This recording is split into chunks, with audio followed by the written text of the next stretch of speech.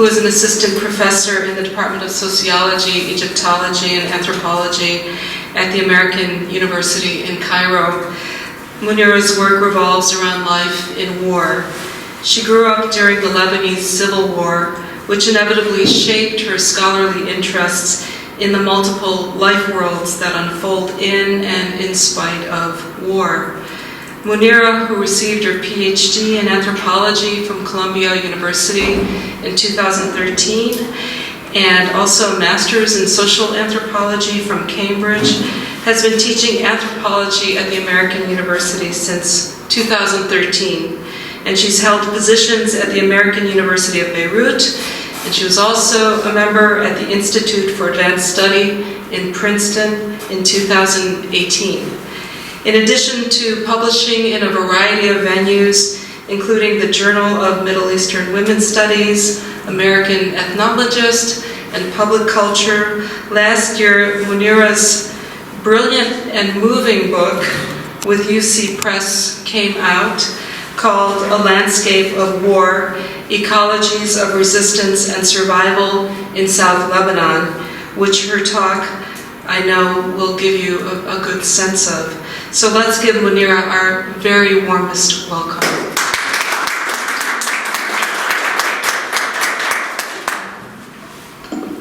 Thank you so very much, Adriana. This is such a wonderful opportunity to meet you in person, to talk more about our shared interests, and to also be here in a city and a university that I've never visited before. Thank you all for coming. Thank you to Colleen and to Devor for making this happen as well. Okay, so my title is a bit different from the title of my book. I just thought I'd make it a bit edgy this way. How is war lived? This is a question that has shaped my life, and it's a question that shapes my scholarship. Today I'll share with you a little about my book, A Landscape of War. This book, my first, is, as I always say, the only first book that I could have ever written. It's truly a work of love, which made it all harder to write. And it's a book that comes out, as Adriana mentioned, of my life as a child in war. And as a lifetime inhabitant of a world that, viewed from elsewhere, appears unlivable. This was in the middle of, the worst days of the Lebanese Civil War. Obviously, it didn't always look like this, but it was the year before the Israeli invasion inside my hometown. These days, the jarring reality that is Lebanon continues to defy adequate explanation. What does that, the inexplicability, even mean, apart from exposing the inadequacy of mainstream hegemonic experience and the theory that grows out of it to grasp this broken, unlivable world in which life goes on nevertheless? What theory could be adequate for how life resistantly goes on in places like Lebanon and other war-ridden elsewheres? And there's a growing chorus of those who are thinking with this question. Adriana is one of them. And there's also Christina, who's in this department, who also writes beautifully about war worlds. I was having a drink with an old friend in Beirut recently, and yes, the nightlife is thriving, as it always is in this multiply devastated place. He now works for the UN, and he grew up in the same wartime Beirut that I did. At the time, it was West Beirut, a divided city with demarcation lines, snipers' nests, militias, checkpoints, Swiss cheese buildings, refugees and displaced inhabiting abandoned structures across the city, massacres, bombings, invasions, occupations, assassinations. You get the general picture. So that evening, surrounded by revelers, merrymakers, itinerant stray cats, rose sellers, and child beggars, we were marveling about how unique that experience was and how it shaped the way in which we approach and understand and live in the world. How we often find ourselves strangers in this world at a distance from its taken for granted concepts. My friend asked me, why is there no theory out there that describes what we know, what we lived, what we live? And guess what I said? Actually, there is. So how is life lived in a place where no one can be sure that the sun will rise tomorrow? This is what I'm concerned with knowing and with showing. A focus on life and war, its vibrant unfolding, rather than on its diminishing or negation, is the novel movement theory and the methodology that I make in my book on war. War. War is the burning topic of our world and our time, but for many of us, it only comes into focus at certain moments. Most particularly, when war threatens to burst out of the controlled environment that is elsewhere, that it was relegated to by the great powers after the end of World War II. It's at these moments when war gets too close to home that war becomes real to us, triggering our humanitarian impulse and rage and horror against the horrible inequality and brutal violence of this world. The war in Ukraine, when it broke out, did that, as did the war in the former Yugoslavia. The proximity of these theaters and the recognizability, relatability of their European inhabitants brought war into urgent focus momentarily. As we can see, though, eventually, even as war goes on merrily elsewhere, it eventually fades into background noise for the most of us.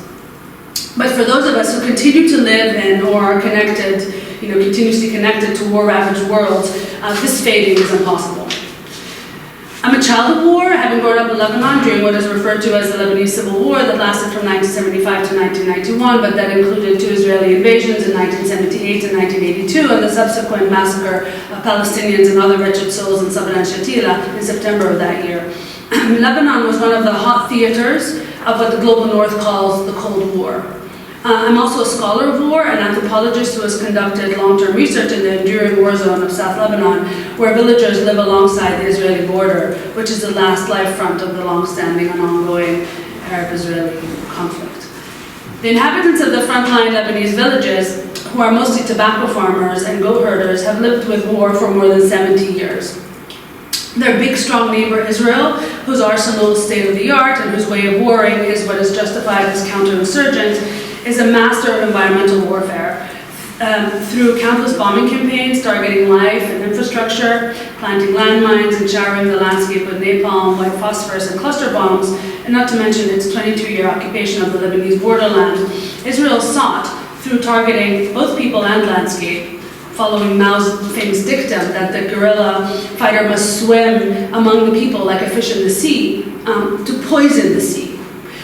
This kind of asymmetrical warfare targets all of life and its multi-species assemblages, not just men with guns. And yet, life carries on. As an anthropologist and a lifelong inhabitant of uninhabitable worlds, I'm committed to understanding life in war. In my book, A Landscape of War, Ecologies of Resistance and Survival in South Lebanon, I look at resistant life in a world shaped by war. Resistance is the standing fight to stay alive in a world made by annihilation. So what theory of war might be adequate to those lived realities?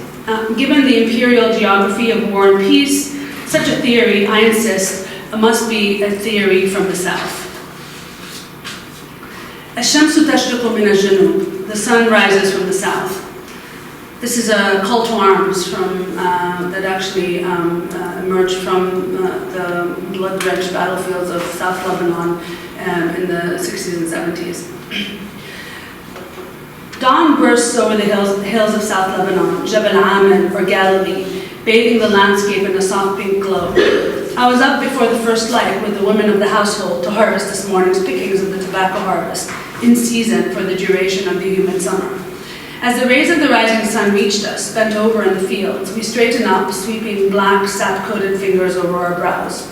Shouldering the burlap sacks of fresh green leaves, we head back home to break our fast. As we settle down to a breakfast of hot, sweet tea, steaming flatbread, freshly baked by Sahed, the girl's mother, Sahed, their father, sits on a cracked plastic chair nearby, acknowledging but not participating in the labor. Tobacco work is a lot of women here. As we eat, we talk about what everyone talks about around here, war. Although war is never mentioned, it's present in the persistence of poverty, the absence of suns, the mine border that snakes past nearby, the hard labor of tobacco, the steady turning of the seasons, and the steadfast cultivation of life in an unlivable world. The village home of Sahed, Sahed, and their grown daughters, Khawla, Nawal, and Zahra, is a stone's throw removed from the Lebanese border with Israel, a front line of war since 1948. Since the elders were children and their children were children, war and all its attendant forms of violence has shaped their life world. Boussahel was born in this tiny village in 1931 during the French Mandate, when the border between the areas of French and British control freshly separated the nascent states of Lebanon and Palestine. He was a youth during the Palestinian Nakba in May 1948, when thousands of Palestinians, forced out of their villages by armed Zionists, fled over the hills of Galilee and into Lebanon. Sahel recalls the refugees living in the village orchards when she was a child. The children welcomed by their village children as playmates, the adults joining in the seasonal agricultural labor. The Hajj and Hajji married in the 1960s when Palestinian guerrillas, also known as Fida'is, roamed the Lebanese borderland. The family, now with many small children, fled from their home during Israel's first land invasion of Lebanon in 1978. They lived in a Red Cross camp in the coastal city of Sur for a spell, and then moved to the outskirts of Beirut, where they, along with other displaced Southerners, built illegal homes on squatted land near the capital's only public park in the swelling Hizam al-Buks, belt of misery, surrounding the city, which is now the southern suburbs of Beirut al-Dahi. A few years later, soon after the second Israeli invasion in 1982, and what would become its 22-year occupation of the borderland, and in the middle of the Lebanese Civil War, Boussahel and his family returned to their village. The first thing I did when I returned here is to plant fruit trees in my garden, the old Hajj says, pointing to a ground with a hand that now trembles, but with a defiant lift of his chin. I planted myself here, and I never left again. Boussahel is well loved and deeply respected in the village. He's known for being idiosyncratic in his views, but direct, honest, and fair. He shakes his head at my earnest questions and he sighs. Ya binti, my daughter, he says to me about the years of war and displacement and occupation that he's lived in this place. Some things were better and some things were worse. A murmur of muffled protest ruffles the gathering, some respectfully disagreeing with such a measured stock of desperate times. A more combative approach is generally preferred, but Boussahel remains grounded, equanimous, stubborn, brutally blunt, fanning his fingers through the air and knowingly eyeing the heavens. The old Hajj describes the ongoing play of life and war as rain or shine. I conducted fieldwork in South Lebanon in the immediate and long aftermath of the 2006 July war. In 34 days of fighting, 1,123 Lebanese civilians were killed, 30% of whom were children under the age of 13, 4,409 were injured, 15% of whom were permanently disabled.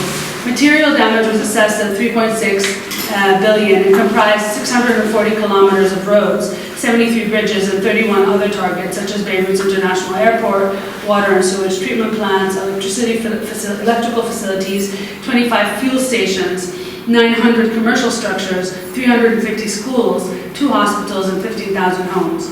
Another 130,000 homes were significantly damaged. The Lebanese coast was contaminated by an oil slick that resulted from the bombing of the power plant in Jiyeh, just south of Beirut. Its damaged storage tanks seeped 15,000 tons of oil into the sea, the largest ever oil spill in the already polluted, threatened and dying Mediterranean Sea. Another 25,000 tons of oil burned at the plant, creating a toxic cloud that rained oil upon the beleaguered landscape. I've written about my experience of this war in a small piece that's online on Electronic Intifada that's titled My War Diary. In the wake of this war, I went deep into the battlefield, following the path of destruction, and surveyed a smashed moonscape, crossing makeshift bridges and gingerly navigating crackled and cratered roads. Although Israel had unleashed the might of its arsenal to destroy and disable Hezbollah, an enemy that was not differentiated in the eyes of the Israeli war machine from the very landscape, life was already vibrantly rebounding in the rubble. I invoke here a question posed by Vina Das that echoes throughout my work on war. What is it to pick up the pieces and to live in this very place of devastation? Through tracing various strands of what I call resistant ecologies that grow in worlds of war and other modern wreckages, in my book I consider the vitalizing relations or ecologies of practice composing a landscape of war and of living. It's in their configuration, temporalities, forms, substances that war is shown or brought to life in theory and in writing, outside of violence, tropes of otherness, and across unexpected times of calm. The hands of Fatima. The hands of Fatima are stained black. She sits in the heat of a July morning in a pool of bright shade under a makeshift canopy outside her home in a village in South Lebanon, 1 year after the last war threatening tobacco. On July 12, 2006, Fatima was sitting where she's sitting now, like every morning at this time of the year, when suddenly the air was pierced by the blaring of the village mosque loudspeakers. Fatima thought to herself, as she continued threading, that they were going to announce the results of the state school exams. Instead, there was a proclamation of that morning's capture by Hezbollah of 2 Israeli soldiers, the event that sparked what is now known as Harb Tammuz, the July War. Soon after, bombs began to rain down as the Israeli Air Force took to the skies. Fatima's husband, Hussein, was at pasture with their goats like all mornings when all of a sudden he found himself lying on the ground, his animals scattered. Picking himself up, he gathered his herd and returned home with them, only then realizing that his hand pained him. Washing the soot off his blackened limb, he found a small piercing in the skin that continued to burn his flesh even after he had cleaned it. Hussein and his goats at pasture had been hit by a white phosphorus bomb, familiar to locals as Harab, the burner, a weapon that's banned by the Geneva Convention for use in civilian areas. Despite his peculiar injury and the bombs that continued to fall, Hussein and Fatima did not leave their home. Fatima could not leave her tobacco plants that were in high season and required daily picking and threading, and Hussein would not leave his 55 goats who needed his pastoral care. The couple had weathered many war storms before, having lived in the village all their lives, farming tobacco and keeping goats while bringing up 6 sons. The lively pull of their homestead that formed the entire basis of their livelihood outweighed the push of the deadly violence that had just reappeared in their lives. And so, like many across the borderland once again turned battlefield, they remained where they were, weathering another war. There are no bomb shelters across the south, despite decades of recurrent Israeli aerial bombardments, and so, like everyone else, Fatima and Hussein sheltered from the shelling in their single-level, flat-roofed village home, which, like many structures in place of gentle climate, is built to embrace the environment. Since it was a white phosphorus wound, the hole in Hussein's hand continued to smolder and only ceased consuming him when he held it underwater. The couple cowered in their home under the constant shelling. Every bomb that fell, we couldn't see or breathe through the smoke and dust. We didn't have any windows or doors left to close. We crouched behind the cracked walls of our home as the war went on outside. Divine power is what kept us, Fatima recalls, pausing a moment in her threading to point with a tar-blackened finger straight up towards the heavens, lifting her eyes skywards. There was no light, no food or water. It was sweltering summer. The mosquitoes ate us alive and we were unable to step one step outside. By the end of the second week of war, we were soaking semolina and tea from our larder in cold water from the well and drinking it to stay alive. During a brief lull in the fighting on July 23rd, the couple left their home in search of medical help for Hussein, who was in constant desperate pain and getting weaker. By now, the tobacco was withering on the stalk, and the goats would just have to fend for themselves. We laughed thinking that we were dead, says Fatima. Indeed, it was only when they had given up on life itself that Fatima and Hussein took the decision to abandon their plants and animals, their sources of life. The old couple walked along blasted roads and eventually reached the nearest hospital, where they found that the white phosphorus had burned Hussein's arm down to the blackened bone. His body was poisoned, and after a few days he died. His time was up. Fatima sighs deeply, with unfathomable sadness. She's very tiny, and her black socked feet look like those of a child. Her face is smooth and almost expressionless, yet it is suffused with a mixture of resignation and sorrow. In 34 days of violent conflict with land fighting, mortars, and aerial bombardment, Fatima's village was reduced to rubble. As the final ceasefire was finally agreed, the Israeli Air Force dropped more than 4 million cluster bombs across the agricultural and residential landscapes of South Lebanon. The demining crews came to Fatima's village and began to clear the land by priority. First the village proper and the homes, then the agricultural land. The woodland and other such areas were deemed of low priority and were not cleared. But bombs remain in the land. The deminers keep coming back, says Fatima. They say this piece of land is now clean, and then someone finds a bomb, and so they return 15 times and clean the same piece of land. But it'll never get clean. The bombs are hidden in the earth. And in order to plant tobacco, one has to dig in the soil, so one never knows. The land is dangerous now. Most of the land is dangerous now. But that doesn't stop the farmers. Fatima has seen many wars, but she says this one was the worst because its prime target was the land that contained the entangled sources of her very being. This war was much worse than when they reached Beirut, she says, referring to the 1982 Israeli invasion. Before, they mainly killed people, but now they target the land, which is far, far worse. This time it's clear the Israeli war machine was set on destroying the very ecologies that made life here possible. But war didn't stop those left alive. Fatima found 2 bomblets hanging from her apricot tree and harvested them herself with her own bare hands. A strange and deadly crop, but Fatima did not hesitate and did not fear. Who still has life will not die, she says with quiet conviction, her head bowed over her tobacco. We, people of the South, whatever happens, we hold on to the land, she says, clenching her blackened fingers into a fist. We don't have anything else. Fatima is not talking in terms of mere livelihood. There's a powerful sense of existential communion too. For these practices and their rhythms constitute her life world. You need to just sleep one night here and breathe in the air and you will understand, she says to me ardently. Military logic often misjudges the power of the vital sources of life and their vital relationship to both civilian and military resistance. As Ian Shaw writes about Vietnam, quote, many believe that the US military lost the Vietnam War because of how it routinely misunderstood the importance of village life as both a wellspring of identity and insurgency, end of quote. Today, a year after the last war where she lost husband, flock, and field, Fatima is threading tobacco. In fact, within hours of the final ceasefire, she was back at home, removing bombs from her garden and nursing her dusty and shaken fruit trees back to life. As she describes her return to health, her hands momentarily leave off from threading to describe the movement of supple young branches swaying in the wind, and her face lights up briefly. When her husband died, she sold the goats, and now her life, like the lives of many across the borderland, is squared entirely upon tobacco. It'll keep her here and keep her alive, and although that source of living has been made more difficult, the difficulties are evidently neither unnavigable nor insurmountable. One could say that Fatima has found a way to continue to live with and through seasonal lusts of war, always yoked to the swift practice time and steady income of tobacco.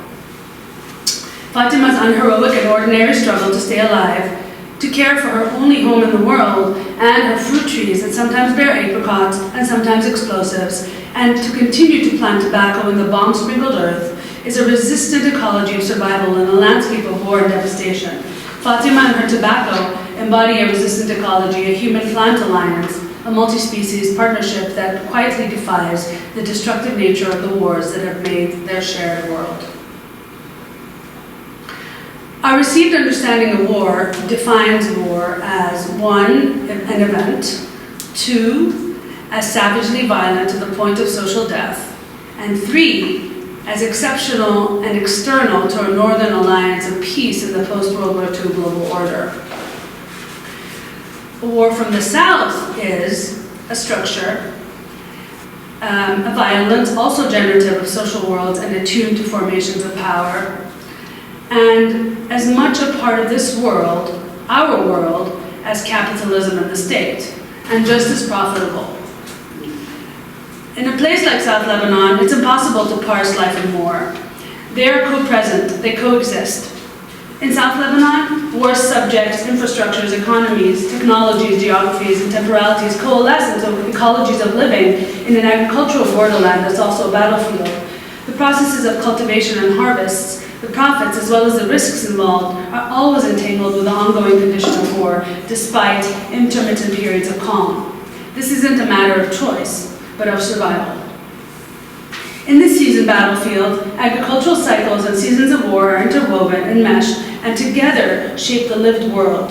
Land-based livelihoods premised on known and predictable agricultural seasons and harvests, مواسم زراعية, are sustained across and through seasons and harvests of war, مواسم حرب.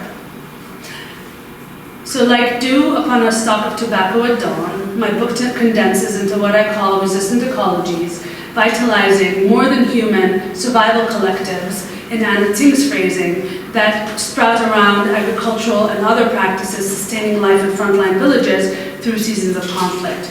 These ecologies of practice, a hopeful and open-ended attention to subaltern life and its radical possibilities that I borrow from Isabel Stenger's in South Lebanon include ordinary arts, and I write of those in the various chapters in my book, such as cultivating the bitter crop of tobacco, the sacred olive, traipsing with goats through deadly and delicious minefields, borderland minefields, enshrining the landscape and honoring its resistant spirits, and collaborating with humans and other beings across a variety of borders to resist the necropolitics of war.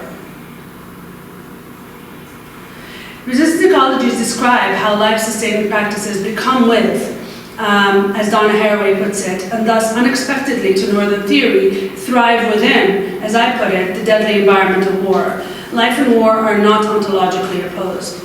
My focus on life neither normalizes nor romanticizes war. Theoretically, I insist we must understand war as a part of this world and not its negation. And ethnographically, I want to show the way in which war is lived by those with no available exits.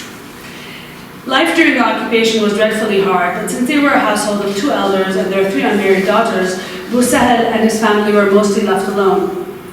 They adapted their everyday routines and rhythms to the harsh limitations of life under military occupation. Curfews, restriction on movement, random searches, abductions, detentions, torture, roadblocks, military operations, bombardments, and the generalized thuggery, or terror as usual, of military occupation and military rule.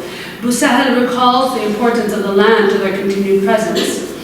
He says, we would work the land, the girls in the hajji, me and the girls in the hajji, and so we stayed in the village. Any work requires effort.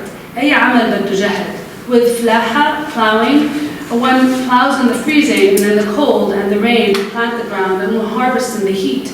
But we chose this difficult path because we wanted to continue to live here. And it wasn't only us who stayed, those who could stayed.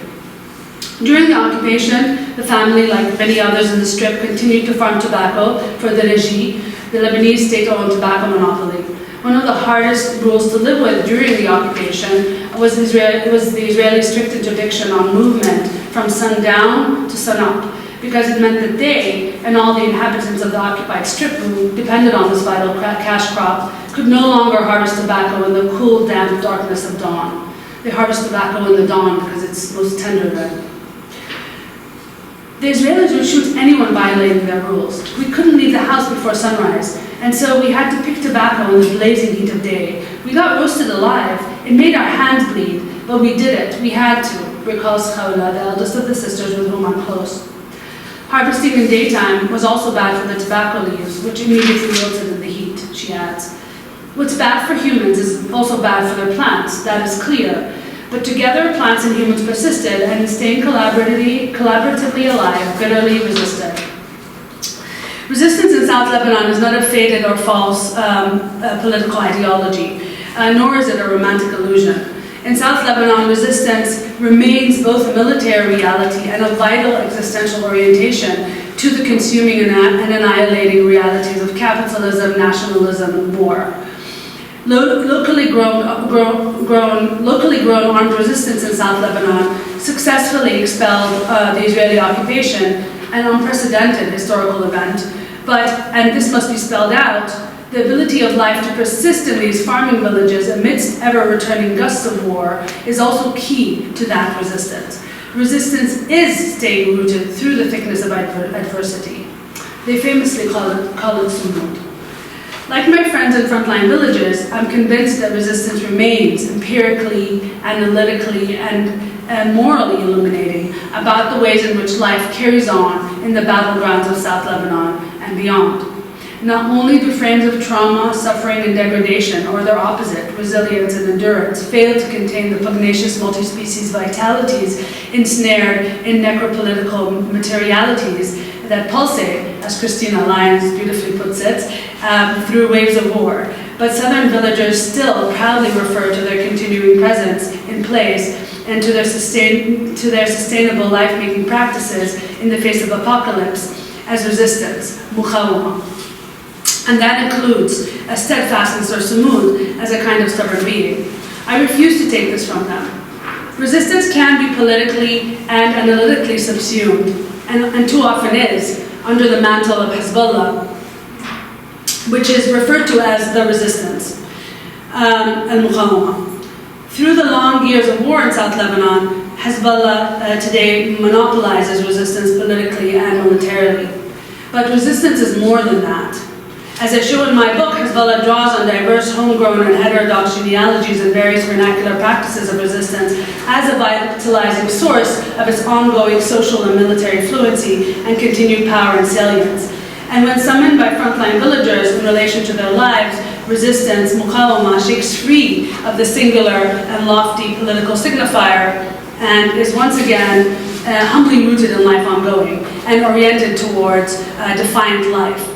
It's existentially and effectively important to many villagers who are largely a vulnerable demographic of elders, women, and children, the rural poor, to own the power, dignity, and praxis of resistance, muqawama, and the fight for a better world that comes with it. My insistence upon resistance as a meaningful frame for the humble and yet heroic life of war recognizes its continued local currency, salient, and returns it to its manifold histories and multiple presents, wrests it from both singular political or ideological uses, and recuperates it from the wastepaper basket of scholarship. The resistance that I'm committed to, as are my friends in South Lebanon, is that which resists all-consuming and annihilating processes, systems, and analytical frames, such as the state, capital, and more. The creative, more than human ability to stay alive in such conditions, and not just despite them, is what I'm calling resistance, not resilience or endurance. War as a lethal environment, like other lethal environments of late capitalism and the Anthropocene, must be actively resisted by all of those who live it. And it is. This flips the approach from depressing and defeatist optics of death and degradation to the hopeful attachment and commitment to defiant life against all odds. And in this vital struggle to stay alive on this doomed planet, humans are by no means alone.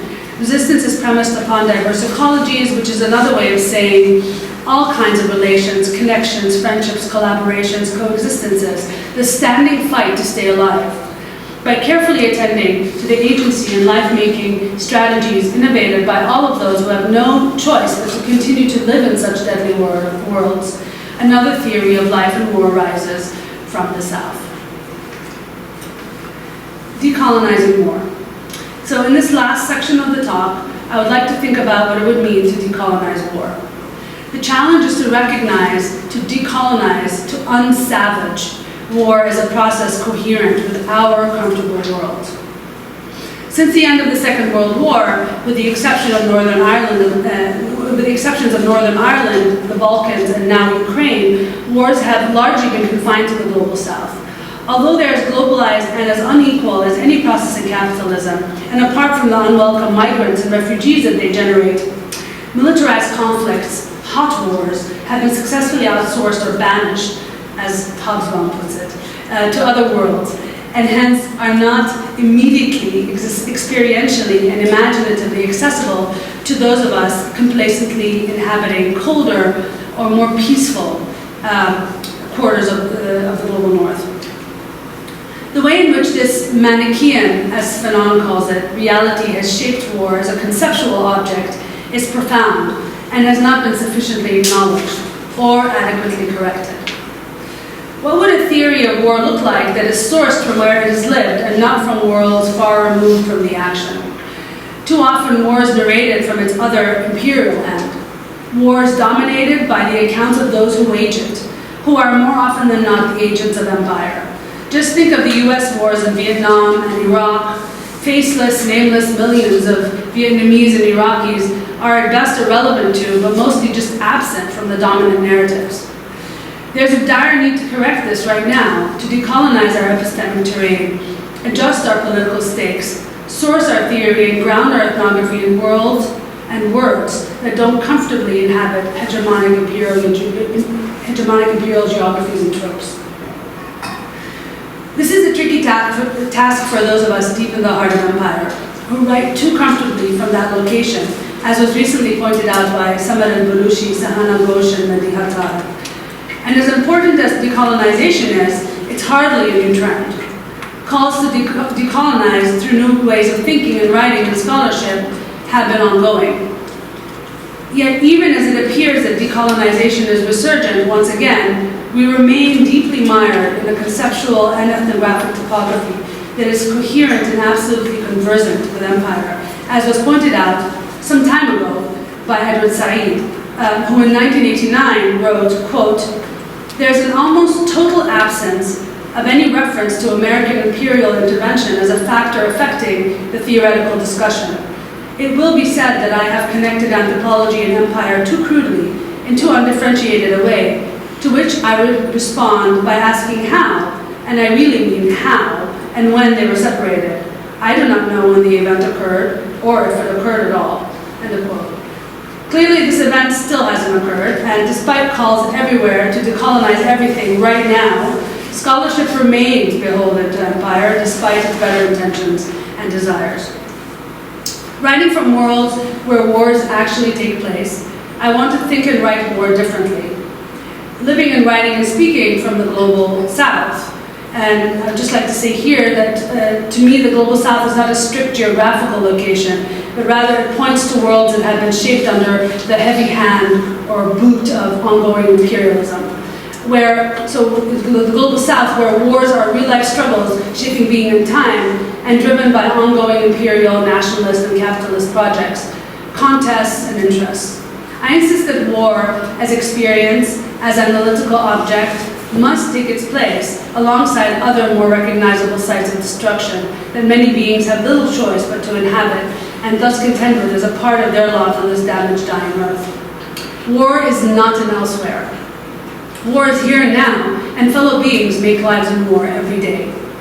An anthropology of war must approach this matter-of-factly, just as southern villagers do, with an eye to carrying on, to living.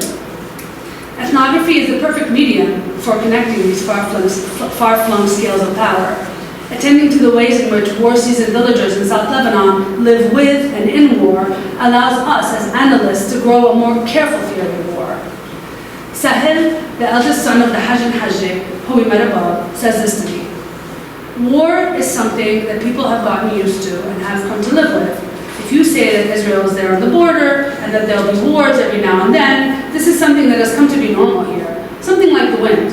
Say the wind will blow from this direction today, or there will be bombing. It's the same thing. It's a consideration that the person here will take to plant this piece of land rather than the other one in response to the direction of the wind or the bombs.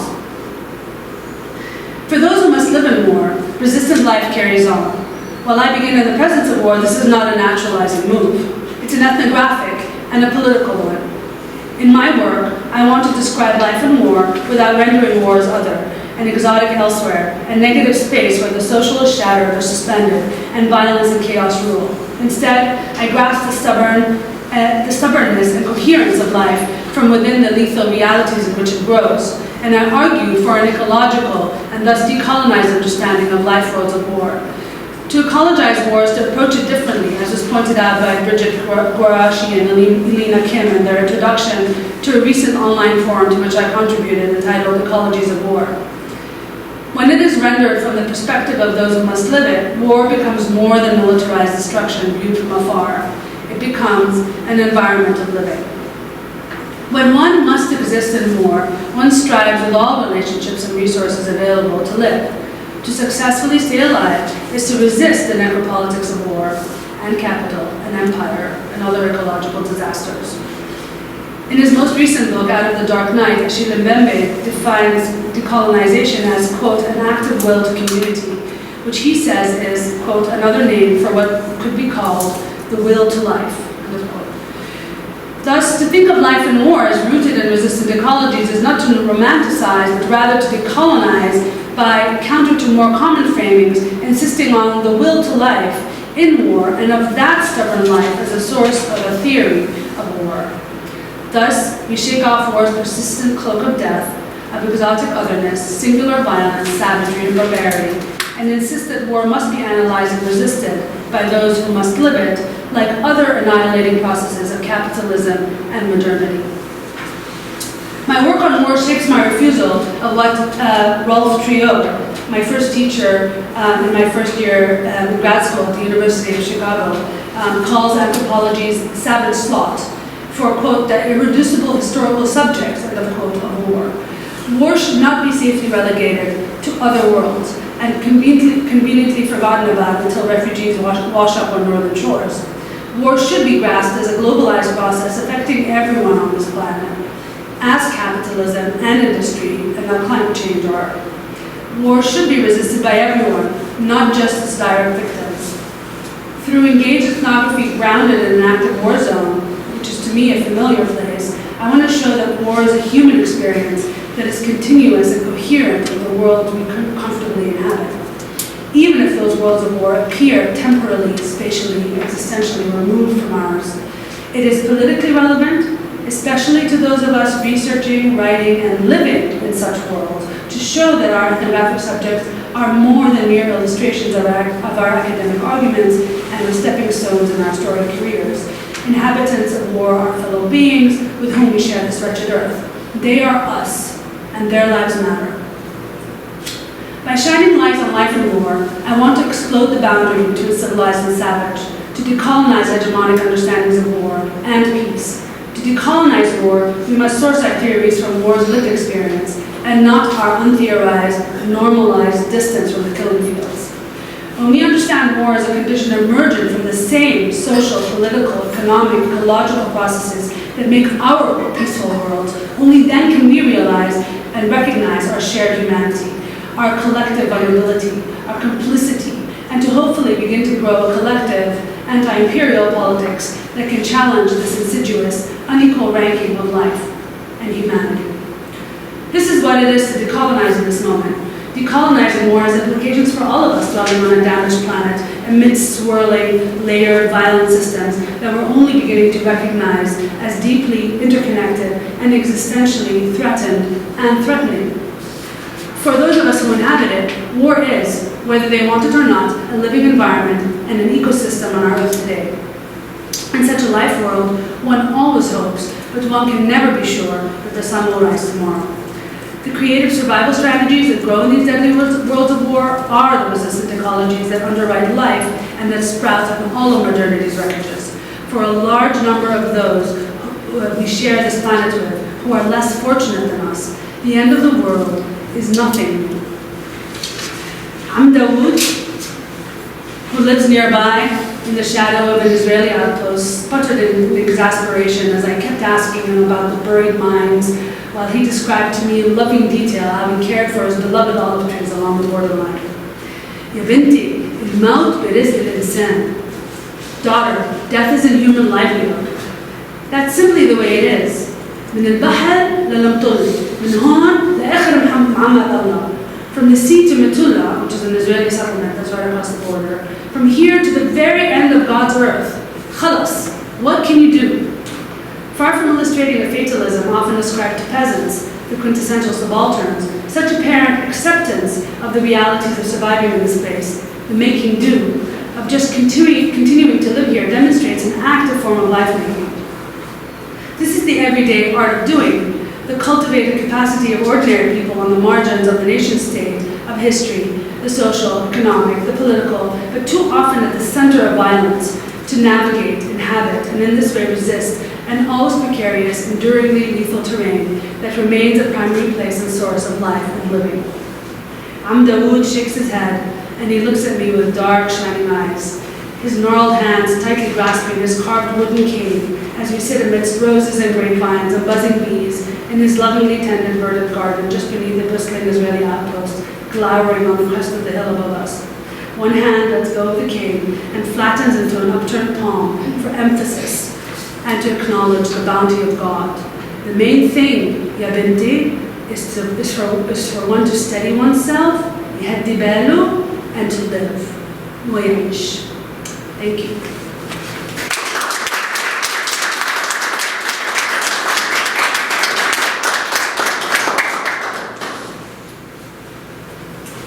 Questions? Thank you. Thank you for your very moving talk. First of all, it was startling to see tobacco in this setting be the source of life, I gotta say. But I am interested in the way that land tenure for this kind of cash cropping was maintained across these episodes of history. What kind of accommodations or shifts can we see in that? Wonderful, thank you. So in South Lebanon, it's very unique because it's a space that has been mired in a war situation since pretty much the birth of the nation state. And so actually, that area has a very sort of complicated history that goes through various empires: the Ottoman Empire, then the French Mandate, then the independent state of Lebanon, right?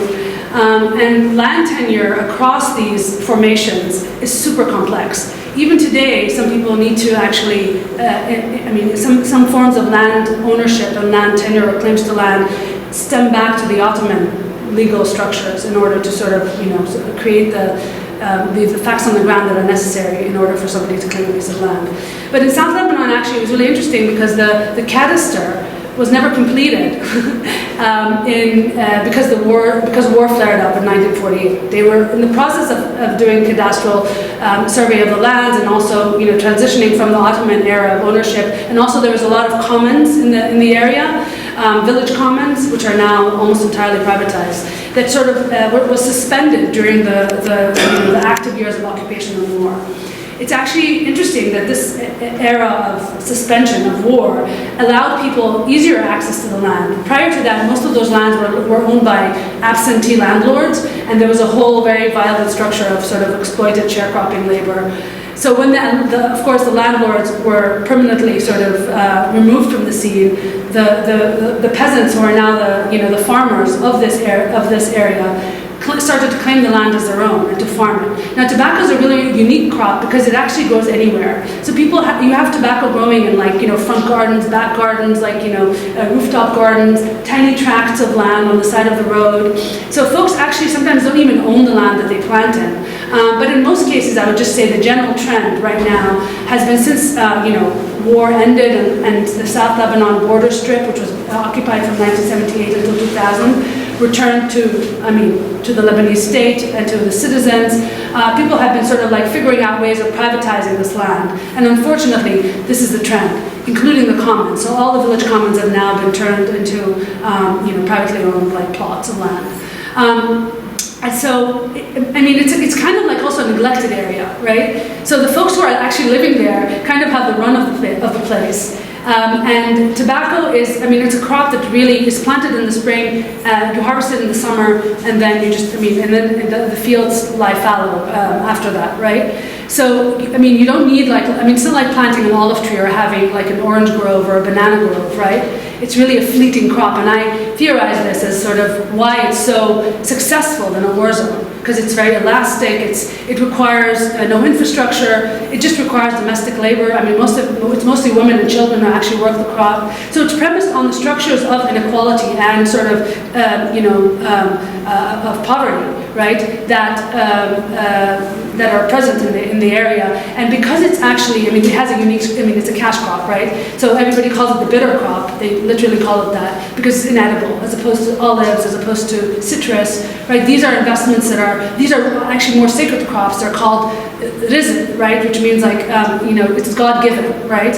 So the cash crop is never called rizq. It's never considered God-given. It's simply a crop that you plant in order to stay alive because the Lebanese state has a tobacco monopoly and they actually buy the tobacco crop on a yearly basis. So ironically, and I theorize this as bitter life actually in my work, the capitalist extractive economy is a sort of is a framework within which these people find ways to live, albeit, not in a sort of a bitter way, right? Within a sort of a really unlivable space of war. So I don't know if that partially answers. Well, I just got 1,000 more questions, but yeah. Thank you so much for this wonderful talk.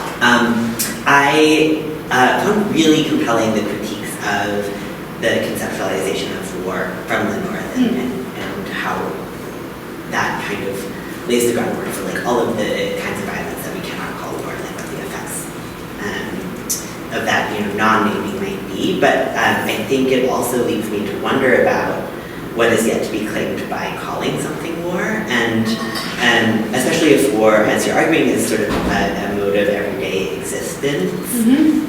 It reminds me of all the other things that, which you also named in your presentation, which are kind of, I think, like very similar forms, like occupation and imperialism and non-sovereignty and colonization, and also like, you mentioned Leah Das's work, but also like everyday violence. And I'm wondering how you see war as a form that is still uniquely identifiable. So it's true, thank you, this is a wonderful question. It's true that in one move I want to sort of broaden war, to sort of, see it alongside other processes that we sort of live with, right?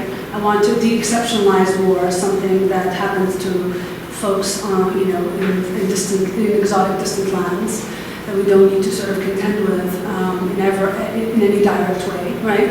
But there is something also specific, right, to sort of worlds of war that one can identify as related to militarized conflict, and often militarized conflict, involves a state and all of its arsenal, or non-state actors with their arsenal, and the interaction of those militarized sort of elements within a social space, right?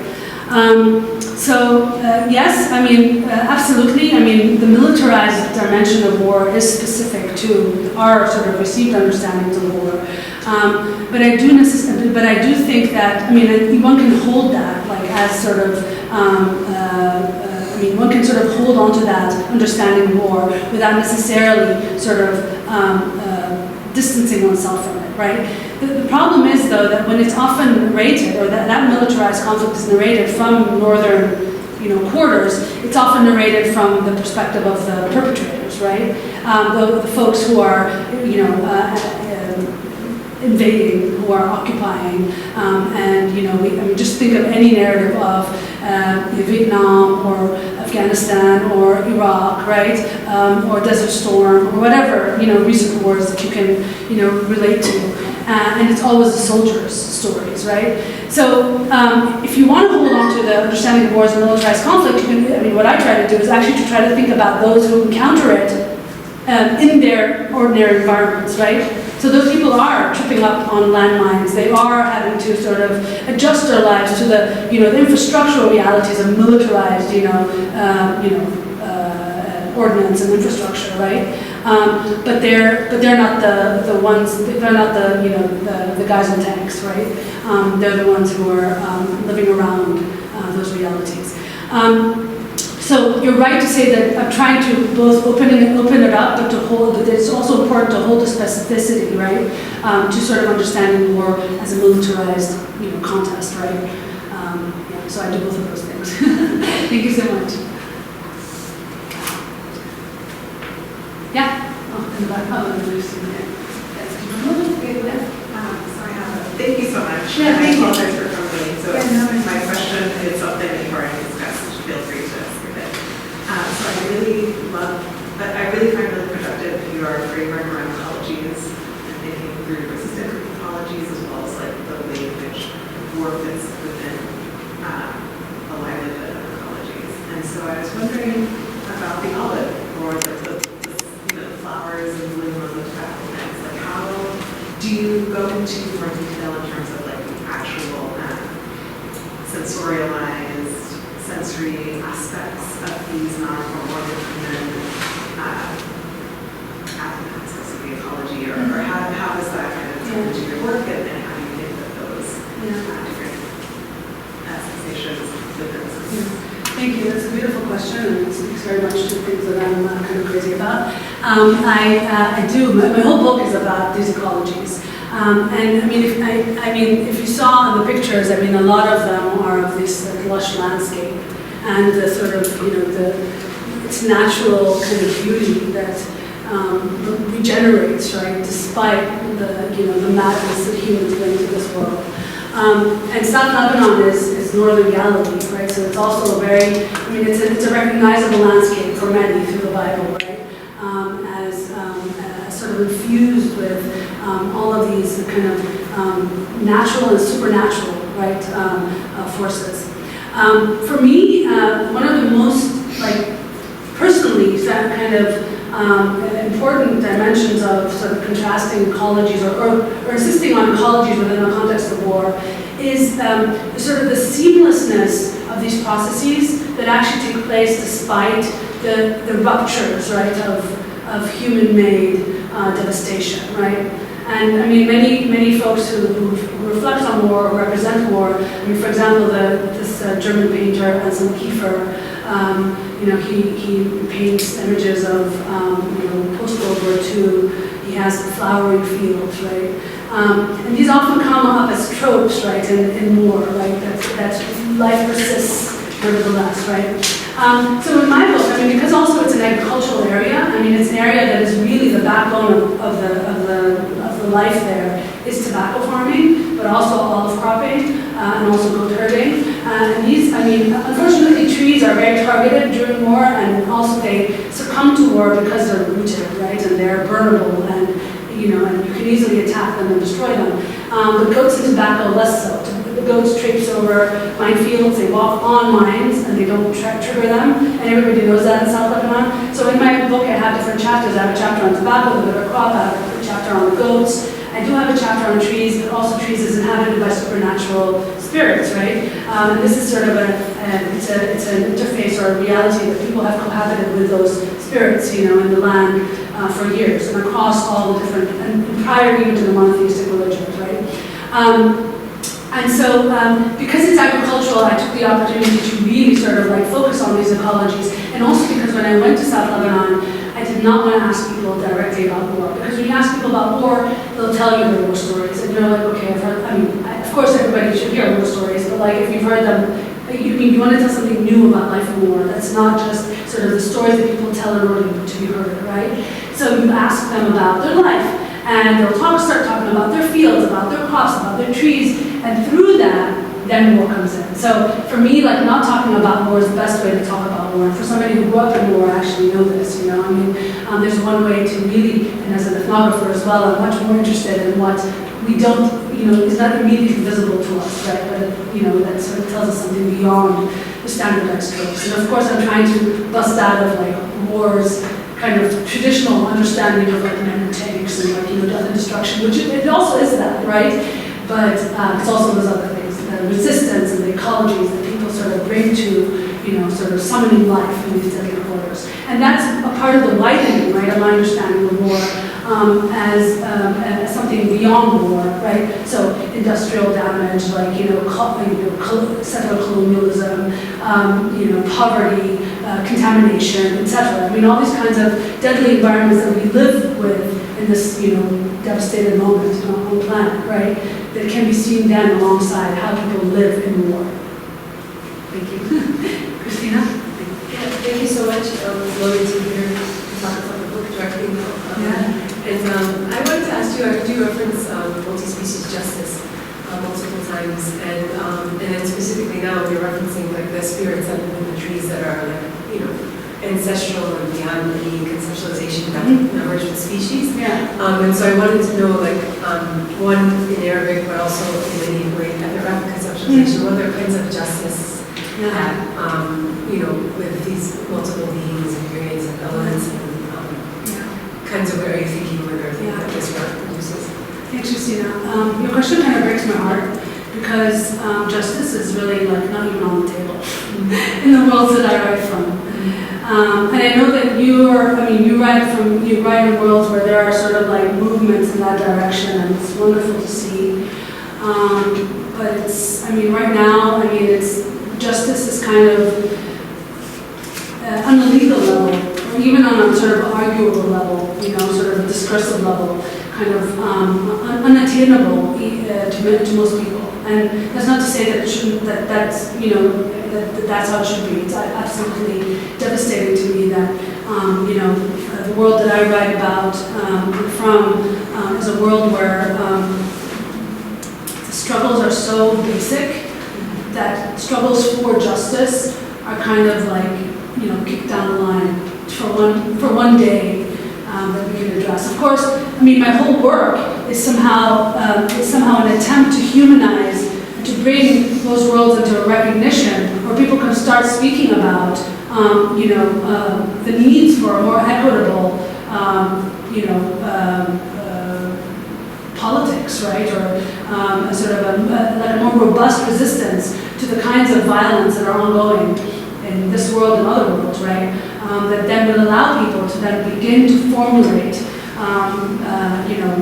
calls for social justice, right, beyond, just kind of trying to survive every day, right. And this is a big issue in the way in which in my work, because I realize how depressing it is and how kind of hopeless it might look in some ways, but it's not, because the point that I'm trying to make is that even though it appears to be hopeless, or sort of like that one cannot really grasp the sense of like making things better now, right? There's still a way in which people are making lives every day, and that is worth living for. Yeah, I guess maybe I should take the word justice out, which is multi-species, as the way to frame relationalities. And I guess I was just asking if you think that's like the framing of species as part of it, or what other kinds of relationalities based on the neuropathic and these other world things that are not of course.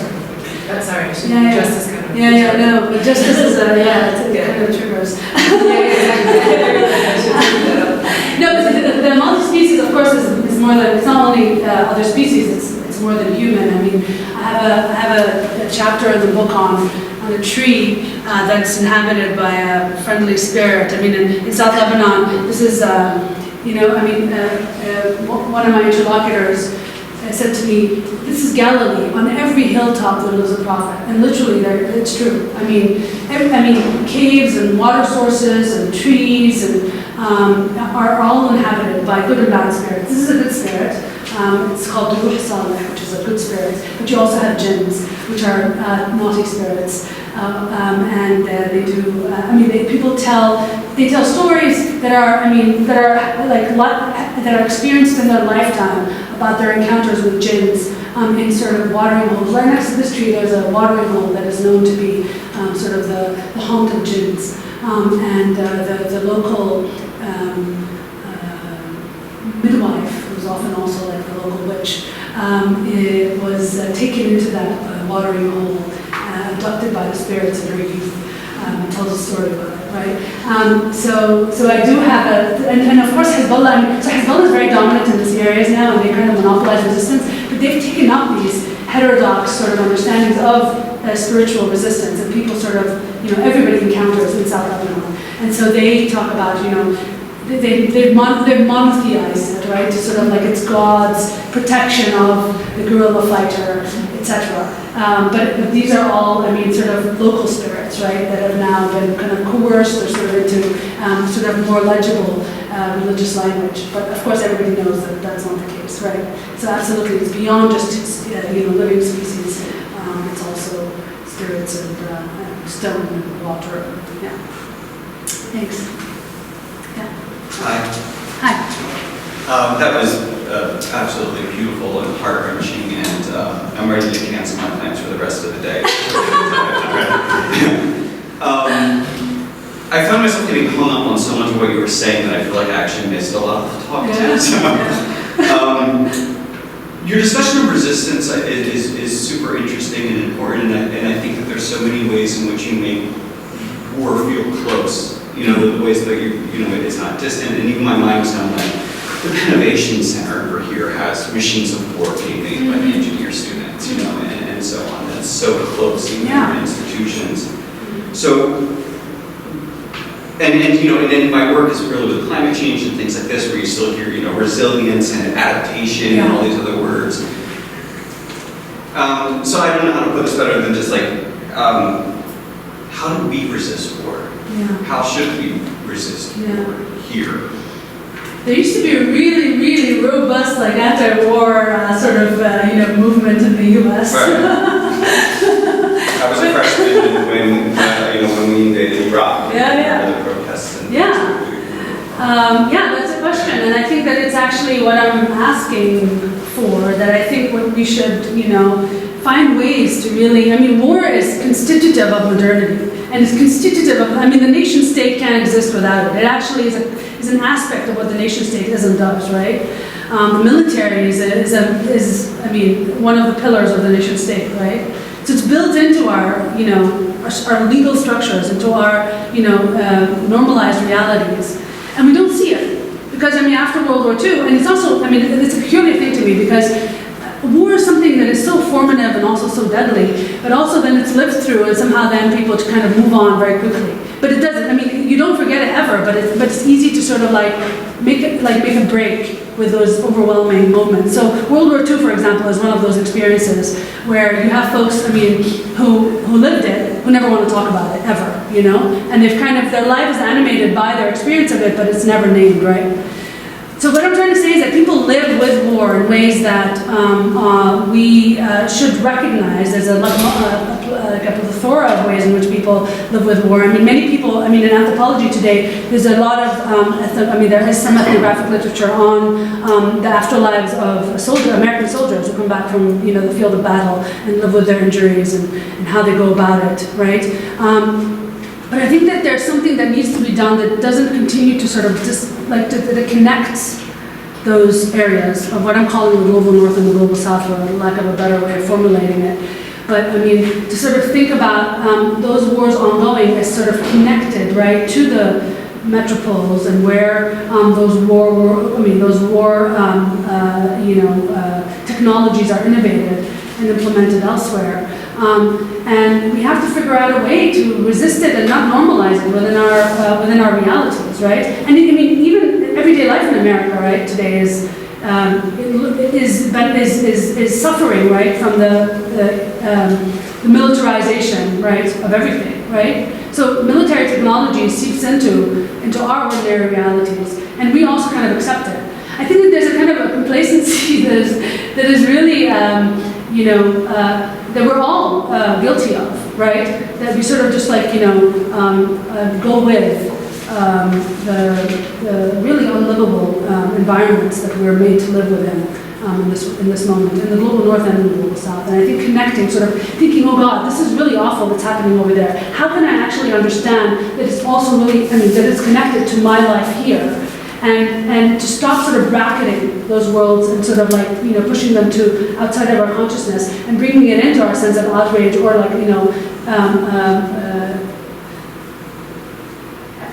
our sort of outrage to resist, right, the realities that we are comfortably sort of benefiting from. I don't know how to put it better than that, but I think that there's something to be said about connecting those worlds that can then sort of, first of all, allow us to recognize those folks who are living in war as like fellow humans, and also to recognize that our worlds may appear ordinarily to be removed from those worlds, but actually are not that removed. We're like too complacent about the ordinary.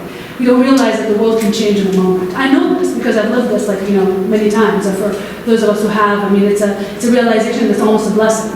So you don't need to live like constantly fearing, but you can also know that what you have is a blessing and that it can change at any moment. So I think there's something to be said about like conceptually, but also then politically activating our sensibilities and our actions, in the everyday. It'd be lovely, to talk about this more, but I haven't formulated it very cleverly, as you can see. But I think that one needs to really, work it out, right? Yeah. But thank you so much for that. Thank you. Yeah. It's actually a follow-up to that question. Yeah. Is this point about you made about lives animated by war and those experiences? Yeah.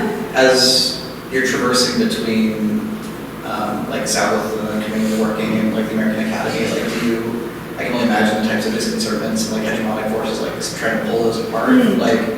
For you, how did you sit with them, or was it very clear from the onset, or how did you work through that? Well, for somebody who's from the global south, empire is a very familiar place. I'm not empire is new to me. I really am a granddaughter of empire, or maybe even I'd say granddaughter. My children are great grandchildren of empire. So I grew up in Lebanon during the Civil War, but I went to the American University in Beirut. I went to the American Community School. My mother grew up in an American well camp in Saudi Arabia. My first language is English actually because of my mother's imperial upbringing. So yes, I'm completely implicated in the imperial realities, but so is the whole world, right? So I think that actually positioning oneself in the global south, I mean, technically, yeah, I teach in Cairo, so I am technically, like, geographically in the global south. But I think it's a political positioning that you insist on, sort of, speaking from, or, like saying, this is where I stand. You're taking a stand, right? And so I'm not sort of in any way claiming that I'm innocent of any of those imperial, structures or realities. But there's a way in which to resist, right? To speak resistance within these sort of also structures of violence that we're also guilty of, right? This kind of global South positioning allows me to sort of bring out. And I mean, of course, my voice becomes much more legible or even hearable because of the credentials that I've accrued, in the heart of empire, right? So, having a PhD from Columbia University is part of what allows me to be the rebel that I'm, that I hope to be, So, I mean, these are things that we have to think about. And I mean, of course, nobody, who comes from the global south and has grown up with, intimately knowing empire is ever disconcerted by sort of traveling to the metropole and sort of, traveling back. These are really familiar sort of, movements. I don't know if that speaks to that. Thank you. So just going back to the decolonizing of the epistemic trains of war, which is all of what you've been talking about, what implications do you see for building solidarity across people who are occupied or attempting to resist or decolonize from both Western and non-Western imperial viewpoints and conditions? I mean,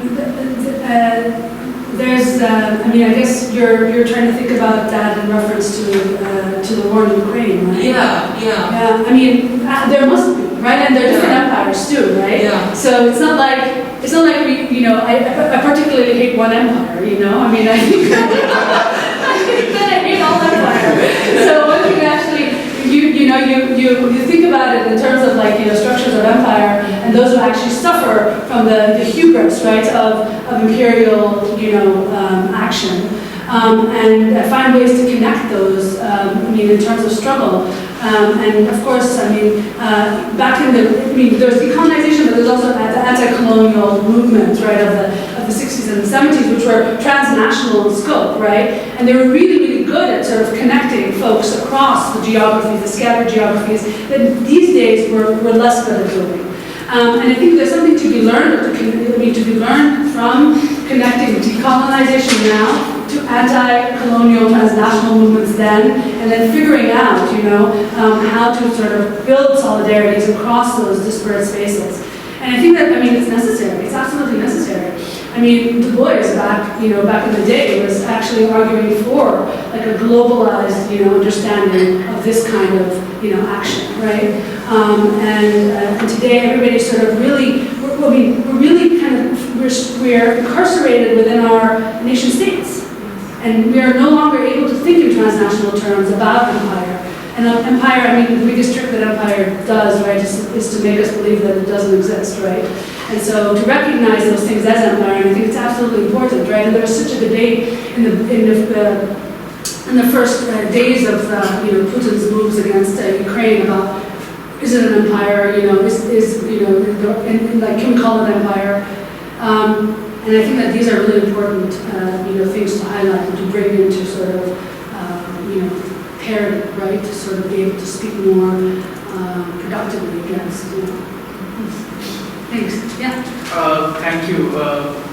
Particularly your talk on the different registers of war was extremely useful. I think and different ecologies as well. I think continuing with the conversation, I was also thinking of what you think of collaboration, especially jihad story really struck with me. What does collaboration really mean? And where you mentioned a quote in the book from Booksell, if I'm pronouncing the name correctly. War seems to be easily theorized from the outside, so when you go inside, it's frayed and it's grey. Right? So I was wondering, I'm guessing you went from the outside to the inside and from the inside to the outside again. How did you sit with those states of war? And how did you think of that idea of collaboration? Because American academia, North American academia kind of prefers to be very delegate theory, very sit with your position. Here it is from a particular chair. So how did you work with that? I'm very against purity. I think that those are really kind of problematic positions to take.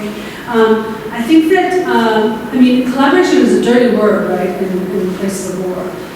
It's really celebrated now in anthropology, but it's a really dirty word in the war world, And to be a collaborator, is the worst thing that you can possibly do. But there are different layers, right, or levels in which one can be a collaborator. And I think in order to actually survive, one does need to collaborate, in a sort of in a way that is morally compromising, but that ultimately then results in your optimized survival, right? I quote Göksel, who was he was a wonderful man who was the spokesperson of the UNIFIL, the United Nations Interim Forces in Lebanon, that have been there since 1978, so it's not very interim at all. He was their spokesperson for, the whole occupation. So he was very intimately, observing, right, what was going on in South Lebanon. And I interviewed him, years after he retired and was teaching at EUB. And he was saying, I'm sick of those moralizing tendencies of people calling, those who collaborated, collaborators in that sort of disparaging sense. He says to me in the book, the quote that you're talking is to me, I call it survival, right? So, I want to just kind of, I also draw from Primo Levi's book, right, on the lager, his experience in the Auschwitz camp during World War II, where he talks about what he calls the gray zone, right? So it's not a perfectly sort of segregated space of perpetrators and victims. But there's this gray zone that sort of allows people in this interim space to somehow maneuver and to find ways to survive within it. As a Jewish survivor of the Holocaust, it's a really remarkable sort of description, right, of an extreme space of violence, right. So collaboration, and Jihad, I tell the story of Jihad because he's kind of like a low-level collaborator. Some people say, we don't like him because he works as a technician in a hospital. He calls it technician. I think it was some really menial job in a hospital in northern Israel because his brother was actually in the militia, the Israeli-sponsored militia in South Lebanon, and it was a good income. And today, he's the most stalwart supporter of the New Order. For him, it's occupations that come and go, right? And he's as opposed to others, he's kind of he subscribes to whatever power system is present in order to make optimize his survival. And yet he's a really interesting character. Today he's pro Hezbollah. Both of his sons are fighters with Hezbollah, who's actually also pays the best salaries in town these days. And he loves, the Sayyid, the Secretary General of Hezbollah. But he also then, whenever I visit him, tells me provocative stories about, Israel has given us the best infrastructure here in South Lebanon. All the streets in Israel has paved don't collapse after one season of rains, all the the bullshit Lebanese politicians and all that stuff. He says stuff like this which are provocative. And I really think that he does insist on sort of this uncomfortable space, and that many people don't. Many people espouse really pure ideology, pure positions, sort of saying we're with them or against them. And when you're far from a space of war and you don't recognize actually how hard it is to survive in these environments, and how actually in order to survive you have to collaborate with multi-species, right? But also with, and these are also one of my species that I didn't mention when I answered with Christina, the enemy, right? But there are levels of collaboration. You can be in the militia, you can be a killer. Those folks after the end of the occupation, they left and they never came back. But the folks who were literally Jihad and others, they went to jail for a year. It was the way that the Lebanese nation state sort of punished the collaborators. But then, they just folded back into life there, right? So collaboration is it's definitely something that you need to do to survive. You can't be ideological, you can't be a purist, and and you can't kind of be dogmatic at all. If you want to live in any environment, you need to sort of create connections with the folks around you, and that may include, folks that you're supposed to hate. Great, thank you. We have time for one more question, if there's any other remaining question. Okay, well, wow, thank you so much.